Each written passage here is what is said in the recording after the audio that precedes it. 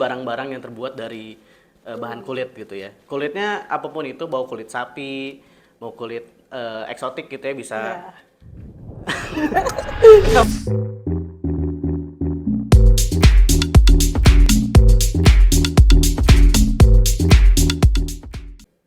Assalamualaikum warahmatullahi wabarakatuh. Halo semuanya, selamat datang di podcast Bara Muda. Podcast apa iya?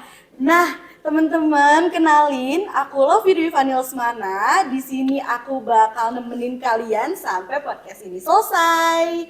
Wah, seneng banget deh hari ini. Kali ini BMV punya podcast dengan tema berwirausaha di usia muda dengan narasumber yang keren banget. Gimana nih? Siapa nih? Ada siapa nih?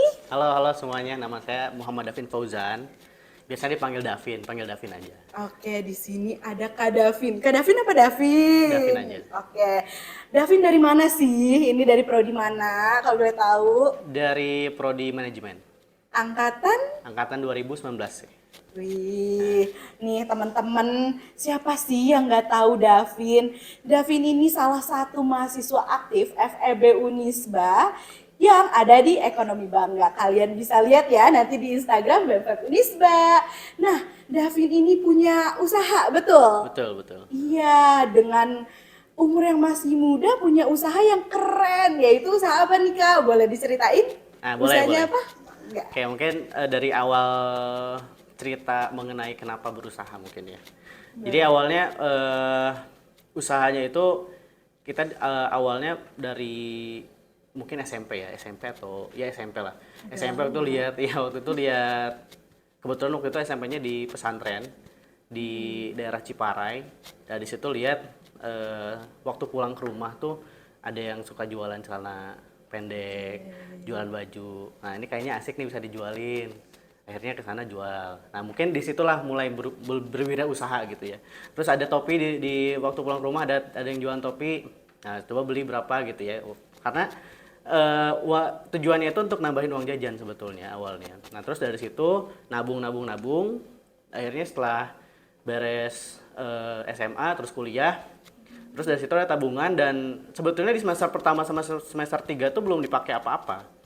Tapi waktu semester 3 udah masuk Covid tuh nggak ngapa-ngapain, tabungan ada, udahlah coba usaha gitu. Nah, akhirnya muncullah brand yang namanya Weightless Leather. Iya, begitu. Ternyata udah lumayan lama ya perjalanannya. Perjalanan Dimulai lumayan. dari menabung mungkin ya. Iya. Iya. Ini tuh usaha di bidang apa sih Kal? Mungkin bisa sharing-sharing nih. Oh iya boleh. Usaha itu di bidang leather goods, namanya itu kerajinan kulit. Biasanya kita di dunia perkulitan itu disebutnya leather goods biasanya. Jadi barang-barang yang terbuat dari bahan kulit gitu ya. Kulitnya apapun itu, mau kulit sapi, mau kulit eksotik gitu ya bisa. Iya, maksudnya kulit binatang Ya, kulit yang binatang. bisa gitu. Ya, kulit eksotik kayak biawak misalnya bisa sebetulnya. Tapi memang kita spesialisasinya di kulit sapi dan domba. Oke. Iya. Nah, jadi ya buat apa brand kulit karena memang waktu itu ada peluangnya di sana. Itu ada kenalan yang memang bisa gitu. Sebetulnya sebelumnya belum kenal, tapi gara-gara dicari jadi kenal gitu. Oh iya, gitu ya. Emang segala juga harus relasi, harus kenalan Kak. Betul. Jadi ini yang kenalan di bidang kulitnya ini, Iya. berarti itu orang nggak kenal awalnya ya? Awalnya nggak kenal. Jadi mungkin gini ya, awalnya tuh memang suka di bidang perkulitan gitu ya. Memang suka gitu ya. Kayak barang-barang dari kulit kayak mungkin waktu itu sukanya kayak dompet kulit, terus tas kulit apa segala macam suka gitu. Dan sukanya tuh karena memang kulit itu dia punya karakteristik gitu ya. Dia ketika dipakai itu semakin lama itu semakin shine, biasanya semakin si shine itu lebih keluar dan memang awet gitu ya. Udah sekali beli misalkan dompet 500.000 juga nggak apa-apa gitu, kayak 10 tahun ke depan tuh masih bisa dipakai gitu. Bahkan sabuknya papa saya tuh masih ada gitu sampai sekarang gitu, masih saya pakai juga gitu. Dan dari bahan kulit juga terlihat lebih elegan sih. Iya kalau menurutku. betul. Dari sana pandemi kan kira-kira ini siapa nih yang bisa buat kulit-kulitan kayak gini gitu kan. Awalnya memang masih bingung gitu kan, yang biasanya kulit itu langsung Garut gitu kan. Iya, Akhirnya pasti. pertama kali cari ke Garut awalnya, tapi karena memang sekarang zaman sudah online, jadi awal-awalnya cari dulu misalkan apa namanya tentang siapa yang jual kulitnya, terus ini kerajinan kulit itu harus kayak gimana gitu. Dari situ cari-cari dulu gitu dari sana, terus lihat siapa yang jual alatnya, beli di Tokopedia gitu kan. Terus bawa ke rumah, cobain, trial and error kurang lebih 1 tahunan, akhirnya sekarang lumayan udah cukup oke lah gitu trial and errornya, sekarang udah mulai jualannya gitu. Wih, hebat selama 1 tahun? Kurang lebih 1 tahun. Kurang lebih 1 tahun. 1 tahun. Jadi awal mulanya PO. Awalnya kayak PO gitu karena memang modalnya. Jadi tabungan itu sebetulnya guna nggak guna sebetulnya karena pada akhirnya yang saya gunakan itu adalah sistem PO. Sistem PO gitu, kayak misalkan orang pengen beli order dulu, misalkan masuk dulu uangnya, baru saya kirim ke vendornya gitu. Kayak kirim ke vendornya, terus vendornya terbuat, dari sana baru ada revenue gitu kan. Gitu, diputerin dulu di sana gitu. Nah, terus dari situ baru udah ada pemasukan. Nah, terus sebetulnya sempat vakum sebetulnya. Sempat vakum kurang lebih 6 sampai 8 bulanan lah sebetulnya. Baru mulai gitu sebetulnya 2022 awal-awal sebetulnya. Karena vakum itu karena waktu di perjalanan kan namanya usaha sendiri ya.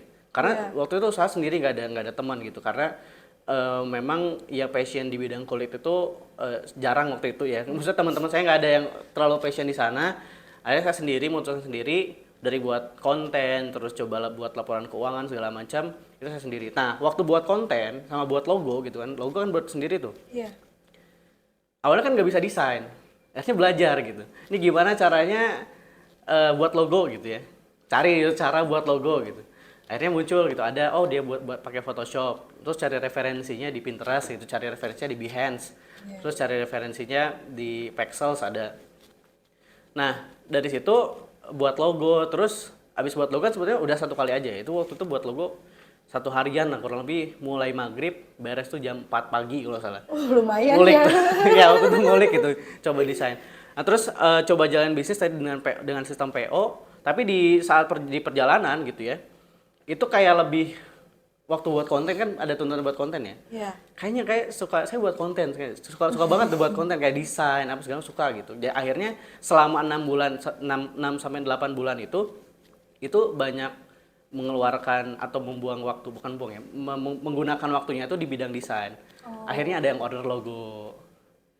Jadi bisnisnya macam-macam berarti. Iya, sebelum memang fokus sekarang di sini gitu. Oke. Nah, akhirnya memang basicnya desain. Terus kenapa saya memilih untuk desain dulu, fokus desain, karena ternyata pada saat di perjalanannya ternyata memang yang namanya di bidang fashion apalagi di leather goods gitu ya, itu perlu ability atau skill untuk bisa desain pola. Iya, betul. Gitu, pola untuk desain pola sebuah produk, desain produk, terus gambar produk. Akhirnya ya kenapa enggak gitu, saya menghabiskan waktu untuk vakum, nggak jualan dulu, tapi menghabiskan waktu untuk kayak misalkan beli e-course untuk logo mastery gitu, terus graphic design apa segala macam selama 6 sampai 8 bulan. Habis dari itu karena 2022 itu mulai kuliah dan wirausaha, akhirnya memang jurusan dan konsentrasinya wirausaha ya. Oh, kebetulan sekali. Iya, memang akhirnya dari sana mulai lagi dan perjalanannya mulai lagi lah dari sana, mulai serius gitu. Alhamdulillah ya. Jadi kalau bikin bisnis sendiri tuh emang apa-apa harus ngulik sendiri dan emang semua dikerjain sendiri ya. Iya, betul. Awalnya saya berpikir seperti itu, tapi ternyata tidak juga gitu sebetulnya. Iya, harusnya. Iya, karena saya percaya serahkan pada ahlinya tuh, saya percaya. Misalnya kita punya ide sebagai founders gitu ya, kita punya ide misalnya katakanlah, oke, ini bidang di usaha di yang ada Korea itu lagi hits misalkan ya, makanan misalkan gitu ya. Kita punya usaha, oke, katakanlah bisnisnya makanan yang temanya Korea misalkan. Oke, dari situ kita bisa katakanlah begini, kita mulai cari nih apa yang kita bisa. Terus yang dekat-dekat kita ini apa nih, punya kemampuan apa? Mungkin analisis SWOT gitu misalkan, kalau anak manajemen mungkin ya. Kalau anak ekonomi tahu lah mungkin analisis SWOT gitu. Nah, misalkan kita tadi, kalau misalkan saya kan tadi bisanya desain gitu. Ya udah, saya fokusnya di desain gitu. Belum di bidang manufakturnya. Akhirnya ketika saya fokus desain, manufakturnya saya serahkan ke yang lain. Kerjasama dengan vendor, kerjasama dengan yang lain. Memang itu pun harus diulik. Nah, memang skill yang harus dipunya itu adalah keingintahuan dan ya curiosity yang harus dibangun gitu sebetulnya. Kalau skill untuk membuatnya itu tidak harus sebetulnya. Asal tahu dasar-dasarnya aja, terus dicoba gitu ya, pernah mencoba, sisanya serahkan pada ahlinya gitu. Iya, benar. Ya kita asal tahu lah ya kayak gimana, tinggal dikasihin ke ahlinya, kayak pembuatan Betul. produksinya lah ya. Iya, betul. Aman sih kalau kayak gitu. Oh iya, aku jadi penasaran deh. Kan tadi ngebahas soal dari tabungan sendiri. Iya, Orang tabungan tua sendiri. tahu atau orang tua pun ikut serta dalam bisnis ini? Enggak. Enggak sama Tidak sekali. sama sekali tidak. Maksudnya ikut serta pasti karena saya kan buat belajar internet apa segala macam kan di rumah Oh ya. iya, difasilitasi gitu Makan ya. apa semua di rumah Di gitu rumah, kan. iya dong. Dan saya masih tinggal di rumah gitu. Ya pasti dibantu gitu. Tapi dari segi bisnisnya gitu ya. Dari segi operasional mungkin dibantu sama orang tua ya. Misalkan ya apa namanya ya masih tempat tinggal segala macam tuh masih lah. Tapi kalau misalkan untuk modal bisnis untuk usaha itu enggak gitu. Pure dari diri sendiri. Pure berarti. dari diri sendiri, betul. Dari tadi PO muterin uang gitu kan. Iya. Terus ada tabungan, kebetulan tabungan dari SMP, konsisten nabung, benar-benar konsisten, setiap bulan pasti nabung. Coba dituangin di sini gitu. Kalau modal usaha ya, gitu. Tapi mungkin alternatif nih ya, mungkin yang mau buat usaha ya, teman-teman mahasiswa yang mau usaha, sebenarnya alternatif modalnya sekarang banyak. Kita bisa maksudnya trik gitu untuk mendapatkan modal gitu ya.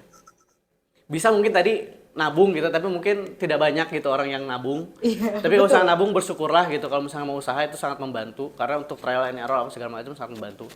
Tapi kalau misalnya sekarang itu banyak program-program pemerintah, banyak program-program dari swasta gitu ya, yang dia tuh sekarang lagi istilahnya Indonesia tuh sekarang lagi mencoba menciptakan wirausaha baru. Jadi banyak spendingnya, gimana caranya pokoknya wirausaha baru ini bisa ada. Dan salah satunya biasanya dikeluarkan itu banyak gitu ya program-program itu. Itu untuk mahasiswa gitu. Dan setelah mahasiswa tuh biasanya nggak bisa gitu. Kayak contohnya kemarin yang baru saya ikutin P2MW. Iya. P2MW itu dapat permodalan lumayan lah gitu kan. Lumayan dapat permodalan. Terus apalagi banyak lah pokoknya. Banyak yang dapat permodalan. Baik itu dari segi modal material ataupun modal ilmu gitu. Modal ilmu. Modal ilmu sekarang sebetulnya ya basic kita semua tahu lah. By googling dengan YouTube apa segala bisa gitu. Tapi kalau misalkan yang untuk material, ikutin program-program, nggak usah ragu gitu. Cobain aja, nggak usah minder sama ini kayaknya bisnis saya biasa aja idenya, nggak usah. Yang penting aksi kalau usaha itu. Nah, berarti kayak gitu ya, harus dicoba dulu intinya mah. Coba jangan ragu gitu. Iya, betul.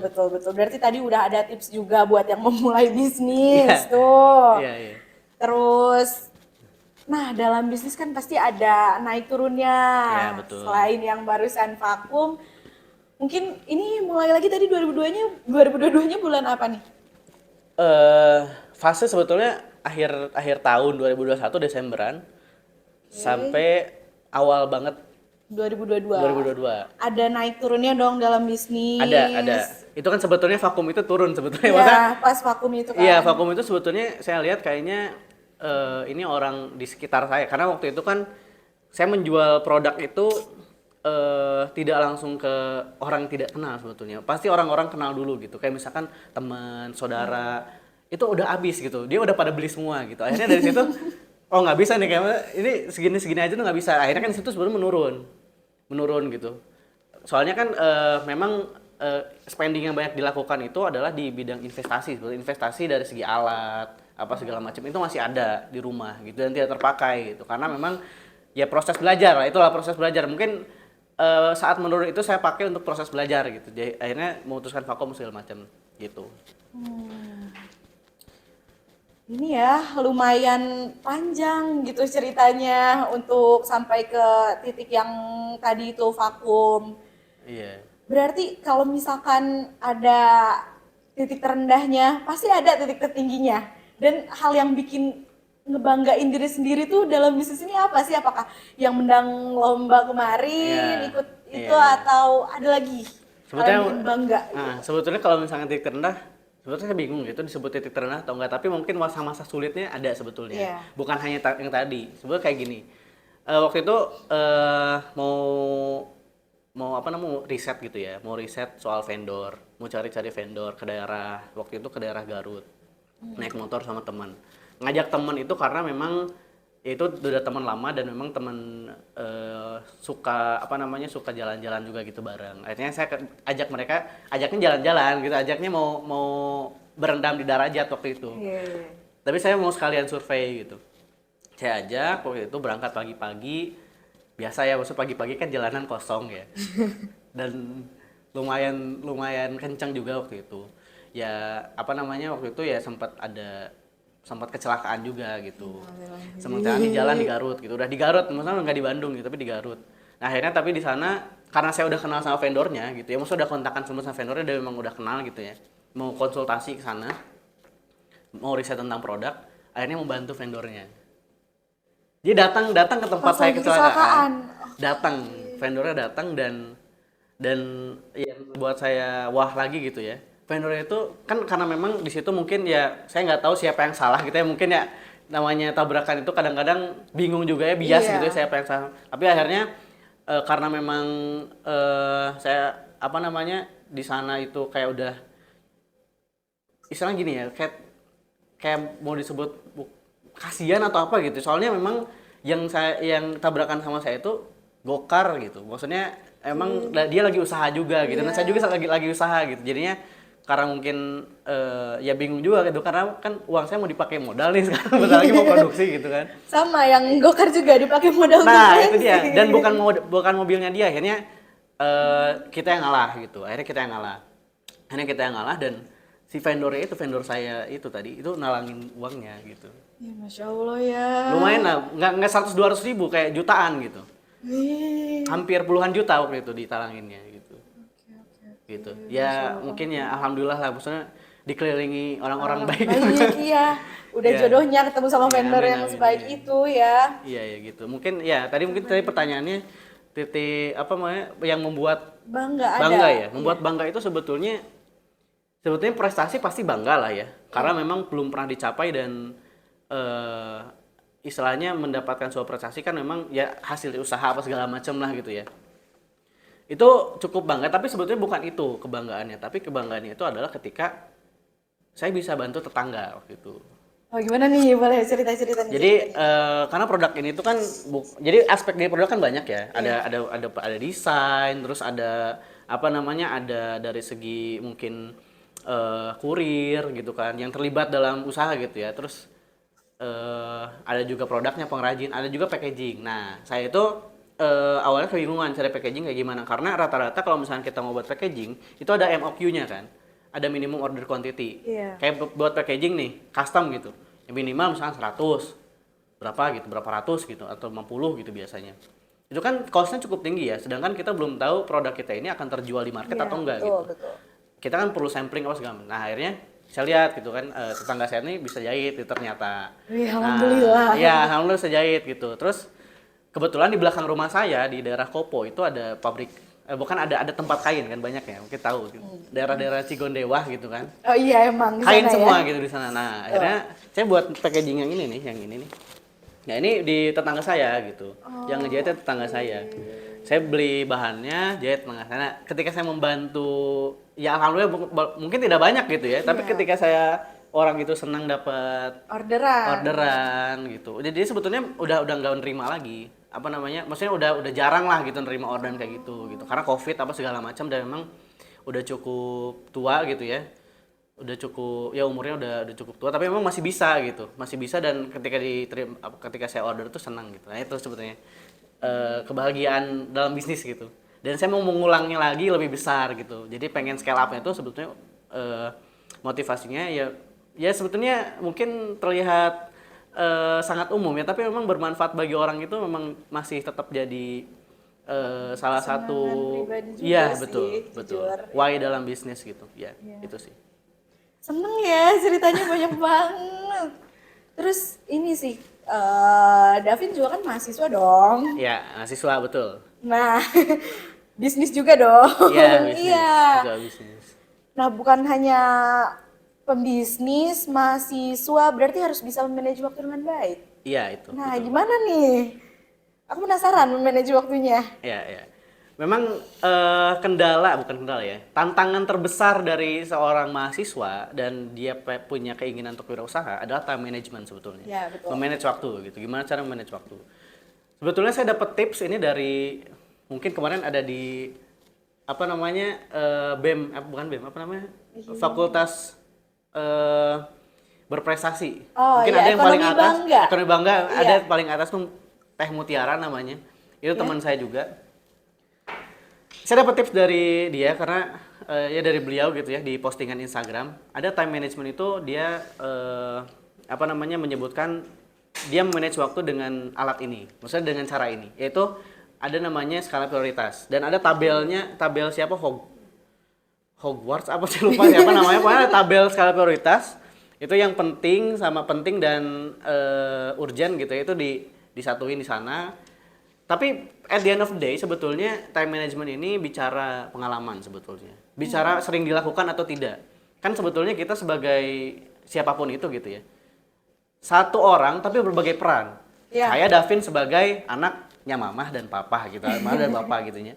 Saya Davin sebagai mahasiswa kampus. Saya Davin sebagai kebetulan ya pebisnis. Saya Davin sebagai kebetulan aktif di organisasi. Saya Davin sebagai organisatoris. Kan artinya itu beberapa peran Iya. beberapa peran yang memang harus dijalankan. Nah, memang ketika kita mengambil tanggung jawab itu ntar kita bakal terbangun sendiri gitu. Skala prioritas itu ketika kita harus melakukan kuliah ya udah kuliah dulu gitu kan. Kita kan bisa misalkan kuliah sampai jam 5 sore gitu ya. Kan sisanya sebetulnya masih luang gitu kan. Sebetulnya masih waktu sama semua 24 jam, tinggal gimana caranya kita bisa menyusun skala prioritas dengan baik gitu. Dan itu memang harus jam terbang gitu. Mungkin alatnya tahu, tapi jam terbangnya kan maksudnya ketika kita praktek ya itu memang harus dibiasakan lah gitu. Iya benar, beda-beda ya karena Ya. tiap orang itu Ya, betul. gimananya. Oke, mungkin dari manage waktunya itu bisa dicatat loh buat teman-teman mahasiswa yang nonton mungkin ya. Dicatat, jadi kita harus nentuin dulu skala prioritas, urgensinya, Iya. kayak gimana, dan jangan lupa untuk dibiasakan terus. Betul, Kak Iya, Davin? betul. Sekali. Nah, kan sekarang nih banyak banget mahasiswa yang pengen berbisnis, Ya. cuma mereka tuh masih bingung gimana sih aku mulainya selain dari modal mungkin ya. Iya. Gimana sih brandingnya apa segala macam. Boleh di-share lah tips and triknya buat mahasiswa yang pengen berbisnis ini. Sebetulnya Soalnya mereka gini. tuh maju mundur Iya, gitu. biasanya biasanya udah pada punya ide biasanya. Iya. Biasanya udah pada punya ide biasanya. Tapi kendalanya adalah ini saya harus gimana ya? Biasanya kayak gitu. Iya, ngapain sih Ya, gitu. gimana? Ini langkah selanjutnya apa Iya, gitu. betul. Memang ini yang membedakan antara ideapreneur sama memang executionpreneur gitu. Maksudnya orang yang punya ide doang sama orang yang eksekusi gitu. Dan memang sebetulnya kalau misalnya udah punya ide, sesimpel apapun itu idenya, saya mau jualan cilok misalkan itu ya. Iya. Atau teman saya yang di bawah tuh ada jualan bakso. Sesimpel saya mau jualan bakso, jadi jualan bakso dan memang dia udah ada income gitu akhirnya gitu kan. Dengan dia mau mulai hari itu gitu ya. Nggak usah bingung lah.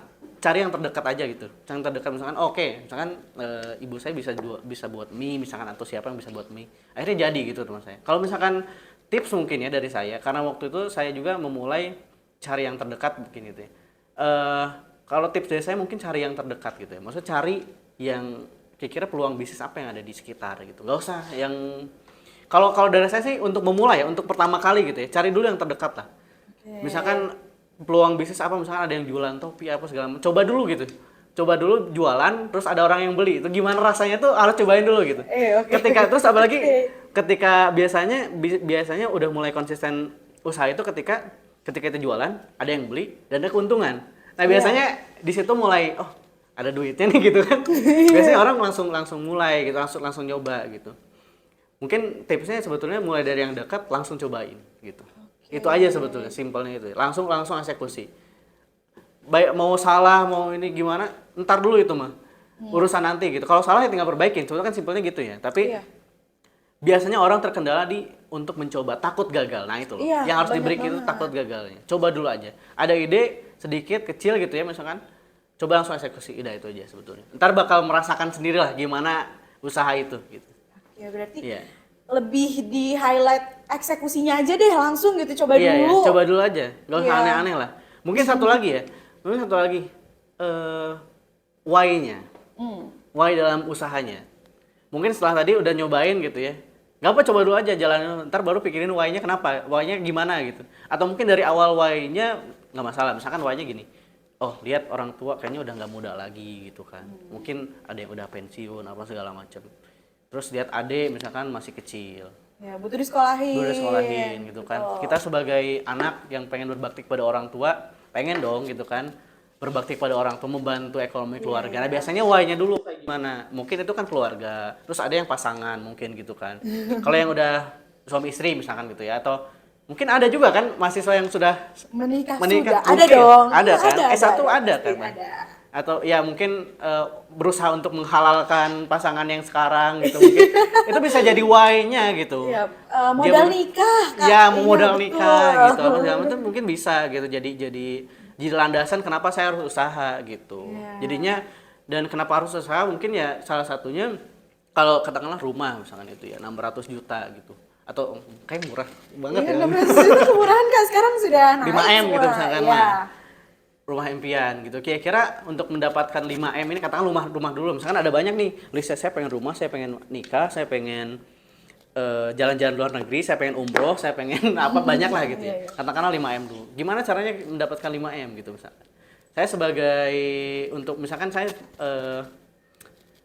kalau gimana caranya bisa mendapatkan uang 5M gitu ya. Itu misalkan itu dulu. Apakah menjadi seorang karyawan gitu misalkan? Bisa mungkin ya. Kalau misalkan dihitung misalkan karyawan kalau gajinya 25 juta misalnya 25 kali saya bad sih di matematika tapi kalau misalnya 25 itu berapa tahun untuk 5 banyak lah gitu ya. Iya, lama ya. Iya betul. Tapi memang salah satu caranya adalah ya mungkin dengan usaha gitu untuk bisnis. Tapi memang ya resikonya itu resiko pasti kan high risk high return gitu. Saya lumayan percaya itulah high risk high return. Ya, mungkin why balik lagi ke tadi why-nya dulu ditemuin itu Ya, kayak gimana. latar belakang kita Latar mau buka belakangnya. bisnis itu kayak gimana, apa Goals-nya sih? apa? Ya Iya. tadi mungkin dari pilihan-pilihan itu mungkin terinspirasi gitu pengen. Iya. Oh ya bener ya saya harus membahagiakan orang tua. Oh bener ya saya tuh harus nanti punya rumah apa segala macam atau menghalalkan atau modal untuk nikah apa segala macam. Mungkin gitu. Nih, Gitu ya. ini bermanfaat banget loh buat teman-teman mahasiswa, soalnya banyak banget yang mau buka bisnis. Iya, gitu. Jangan lupa untuk dicatat ya tipsnya. Terus tadi juga udah dibahas ya, gimana cara konsisten dalam berbisnis. Kalau misalkan buat bisnis Davin ini, gimana sih caranya konsisten gitu? Karena kan Yeah. kita lihat dompet adalah sebuah hal yang emang nggak ini banget ya. Nggak sering dibeli gitu. Iya, nggak sering dibeli gitu. Iya, Gimana betul, sih cara betul. konsisten dan bisa survive gitu? Iya. Mungkin gini ya, kalau misalkan dibilang konsisten sedang berusaha sebetulnya, sedang berusaha untuk konsisten. Karena beruntungnya saya itu kuliah itu sejurusan atau satu alur dengan bisnis. Iya, benar. Itu bagus. Manajemen wirausaha gitu. Dan kuliahnya pun bukan teori gitu, tapi praktek. Jadi sebetulnya ini hasil kuliah FEB Unisba. Keren ya, hasil prakteknya langsung. Iya, ya gitu.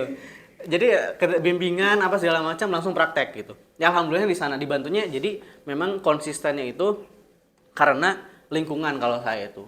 Mungkin konsisten tadi mungkin dia memang why-nya sangat besar gitu. Akhirnya dia bisa konsisten, mungkin itu ya. Terus ada juga konsisten karena memang dia passionate di sana. Konsisten ada juga karena memang dia ada di lingkungan sana, misalnya di lingkungan pengusaha apa segala macam. Kalau saya itu memang bisa konsisten karena pertama didukung oleh lingkungan saya memang ada di bidang bisnis gitu. Terus memang saya passionate dengan barang-barang leathers gitu. Sebetulnya memang awalnya memang saya tuh bukan produk, sebetulnya awalnya produk dulu, menemukan produk dulu, bukan menemukan why-nya. Oh. Iya, bukan menemukan saya why harus jualan, maksudnya kenapa harus saya jualan dompet kulit, terus ID card segala macam. Sebelumnya belum dari sana, tapi saya itu dari produk dulu. Saya bisa buat produk bagus, baru saya cari kira-kira siapa yang butuh ini gitu. Nah, kan itu kalau misalkan ada namanya VPC, namanya Value Proposition Canvas. Jadi biasanya untuk menemukan kira-kira produk kita itu dibutuhkan pasar atau tidak sebetulnya. Bisa dianalisa secara apa namanya tuh? Jadi kita dianalisa secara pakai bersama tim gitu. Bersama tim dianalisa itu bisa kelihatan di sana. Tapi untuk bisa survive itu memang kita belajar ya. Karena tadi di lingkungan usaha dan kita belajar. Belajar misalkan terus trial and error. Gagal, coba lagi.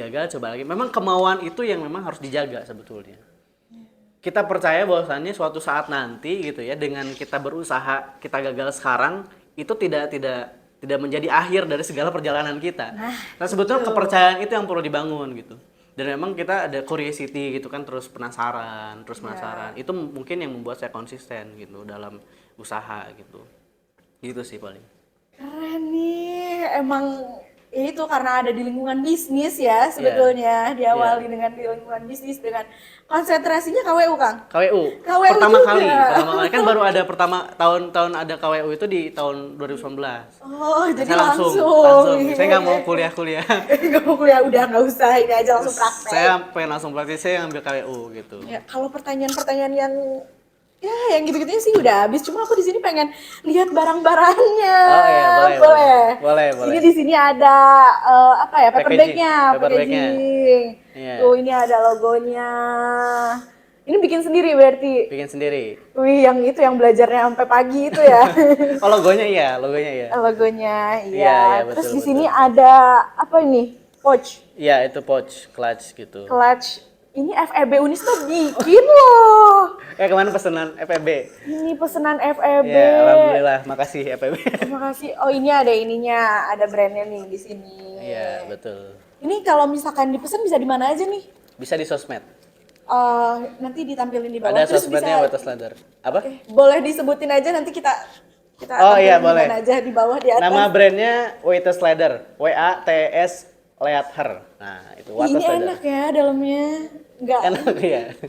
Enak banget tuh. Keren ya, ini produk anak FEB loh, gila keren banget. Terus di situ ada boxnya ya? Ya, ini boxnya. Ada boxnya. Boleh diinin dong, ditampilin si Lanyard ID card-nya. Oh, boleh. Nah, ini. Nah, itu bagus ya. Elegan banget ini loh produk anak FEB. Gila, beneran bangga. Iya, seperti Terus itu. di situ ada apa lagi nih? Nah, ini minimalis wallet. Jadi sebetulnya sekarang kita develop itu produk-produk yang memang yang pertama eco-friendly, makanya packagingnya ini paper-paperan. Iya, paper nih. Ya, sama si bahan kulitnya. Jadi sebetulnya bahan kulit ini faktanya sekarang gitu ya, itu banyak menyumbang waste gitu ya, atau limbah gitu kepada lingkungan. Nah, dari situ saya lihat bahwasannya saya harus berkontribusi juga, harus ada etikanya juga. Itu kan nggak mungkin saya bisnis tapi istilahnya mah sambil mencemari lingkungan gitu kan. Ya akhirnya saya cari kulit yang memang dia itu ada dalam proses yang eco-friendly gitu. Akhirnya ada satu jenis namanya vegetable tan leather. Jadi vegetable tan leather itu tuh dia diprosesnya itu dengan proses yang eco-friendly gitu, kayak misalkan dari daun dari apa namanya herbal lah gitu ya, bukan herbal ya, sebetulnya lebih ke kayak rempah-rempah, terus dari apa bagian apanya akasia saya lupa, pokoknya dari situ eco-friendly gitu. Nah ini minimalis banget. Terus kita lihat kan sekarang udah cashless ya, zamannya udah shifting lah gitu. Iya, dari cash gitu, orang tuh bilang dulu tuh, oh dompetnya tebel ya, udah orang kaya gitu. Sekarang tuh udah enggak gitu.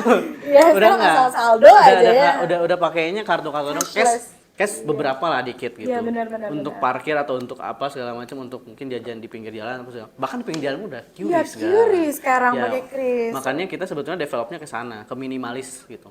Gitu. Sebetulnya nih W-nya ini ada filosofinya sebetulnya. Wih, emang ya. Perjalanan cukup panjang. W-nya ini ada filosofinya sebetulnya. Oke, Ini tapi tuh apa gimana? ya lanjut dulu, Kak. Oh ya, filosofinya sebetulnya gini, W itu kan artinya watas tuh sebetulnya artinya batas. Oke. Artinya batas. Sebetulnya si filosofi dari huruf W ini adalah waktu itu saya mencari kebahagiaan hidup tuh. karena memang kan waktu pandemi kan. Akhirnya saya coba ya kayak gimana ya brandnya. Akhirnya namanya Watas.